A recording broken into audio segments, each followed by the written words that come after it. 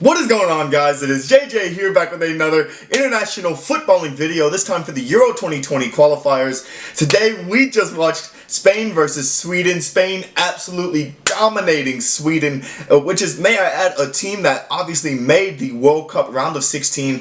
Sweden's been actually pretty decent at, the likes of Euros 2016 and then the World Cup in 2018, but they struggled in this game, and you could mainly play it to the fact that this Spain team is sort of having a, not rejuvenation period, but they've got a great mix of young and old players sort of playing with each other in that lineup. Obviously, the likes of Ramos still in this game. There is no PK because I'm not sure if he's gone to like Catalonia, the Catalonian national team for good, but Inigo Martinez was able to come in and play a really good role. Jordi Alba playing in over on the left. I cannot remember. I think it's Denny Carvajal on the right.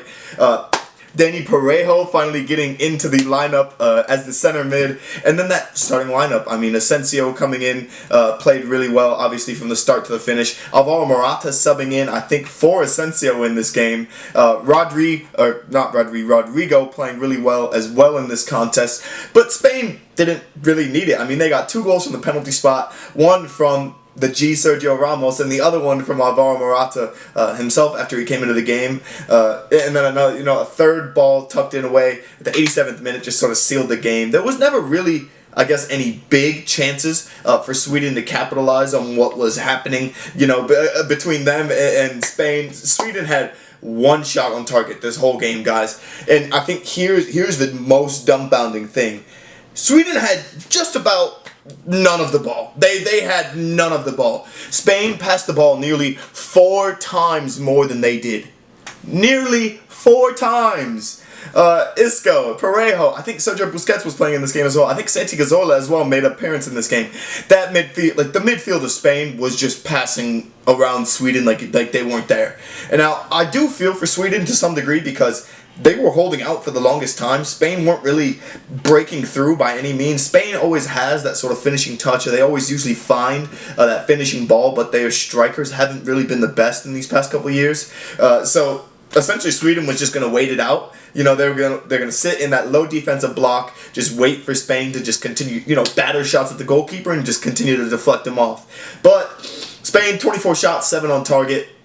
Kind of helped out by penalties. They got 2 penalties, obviously, in this contest, but there was no given that Sweden was going to hold out for that long. I mean, when you concede 75% possession, you shouldn't be winning a game. I mean, it's not unheard of by any means, but at the same time, it's just 1 shot on target. That's all Sweden had. I'm not sure they really deserved it by any means. As well, with that, 76% pass accuracy on you, 25% does not help at all either. And a ton of fouls, which eventually led to the penalties. So I give all props to Spain in this contest. They got it done. They got it done when they had to. Got another 3 points for Euro qualifying. Beat probably one of the tougher teams in the group on match day 4. Obviously, there's still 6 match days left in Euro 2020 qualifying, so anything can happen. But at this rate, I think it's safe to say, Spain is going to have a nice road into Euro 2020 qualifying.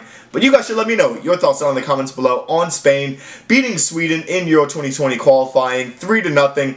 Sergio Ramos, Oyarzabal, the Real Sociedad winger. I cannot say his last name. And then Alvaro Morata, all scoring goals for España. It's going to be exciting to see, their future. I know their qualifying is done. That national team is pretty much done for the rest of the summer, so it'll be nice for some players to get some rest, and I think it's nice for us too. I mean, summer tournaments don't end, but Euro 2020 qualifying does. So you guys should let me know your thoughts once you get on the game down in the comments below. Thank you guys so much for watching, and peace.